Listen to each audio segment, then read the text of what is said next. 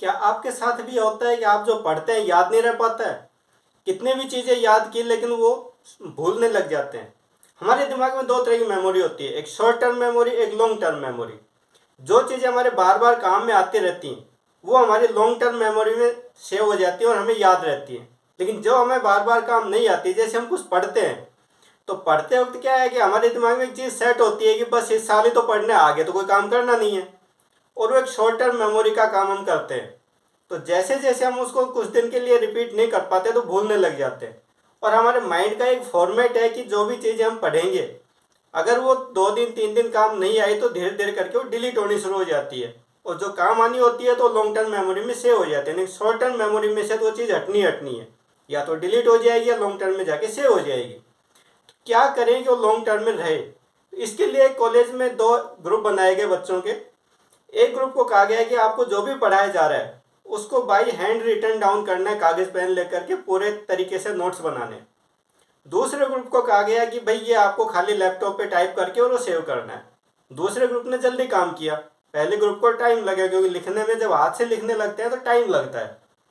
लेकिन उसके जब रिजल्ट देखे गए तो पता चला कि जिन्होंने हाथ से लिख करके कागज़ पेन का इस्तेमाल करके काम किया था उनकी मेमोरी में वो चीज़ लंबे समय तक सेव रही। और जिन्होंने लैपटॉप या मोबाइल पे खाली पीडीएफ बना लिया था उन लोगों के लिए वो शॉर्ट टर्म मेमोरी में चली गई और वो जल्दी भूल गए। तो सबसे पहला काम हमें यही करना है कि हम जो भी पढ़ रहे हैं उसको लिखें, रिटन डाउन करें, और वो भी कागज़ पेन के साथ। चाहे हम उसको रिपीट ना भी कर रहे हो तो भी उसको हम लिखने से भी हमारी मेमोरी लॉन्ग टर्म के लिए काम करती है। तो इस चीज़ का ध्यान रखें।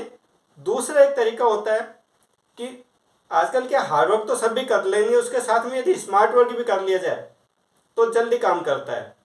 तो जब लिख रहे हैं आप एक चीज़ देखें, जब भी आप पढ़ रहे हो ना, चाहे आप रफ नोटबुक ही रख लो उसके बगल में, जिस लेसन को पढ़ रहे हो उसको पढ़ते जाओ और मेन पॉइंट लिख लो, या सभी चीज़ें भी लिख सकते हो। बाकी मेन पॉइंट जब लिखते हैं तो वो मेन टॉपिक एक दिमाग में सेट हो जाता है कि हाँ इसमें ये चीज़ें हैं पूरे पेज में और इनमें फिर ये चीज़ें लिखनी होती है, तो वो जल्दी और इजीली याद रहती है। तो जब आप पॉइंट वाइज, चाहे रफ कॉपी हो, आपको दोबारा नहीं पढ़ना उसको, तो भी जब पॉइंट वाइज लिखते हैं तो एक तो आप भटकाव से बचेंगे, दूसरा आप लिखने की प्रैक्टिस पड़ेगी और लिखते वक्त आपका जो डिस्ट्रैक्शन है वो भी रुकेगा।